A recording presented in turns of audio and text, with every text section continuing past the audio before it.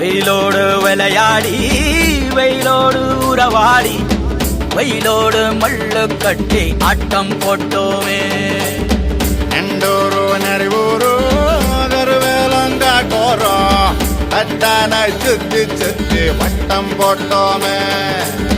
பசி வந்தா குருவி முட்ட தண்ணிக்கு தேவங்குட்ட பறிப்போமே சோழ தட்ட புழுதிதான் நம்ம சட்ட புழுதிதான் நம்ம சட்ட.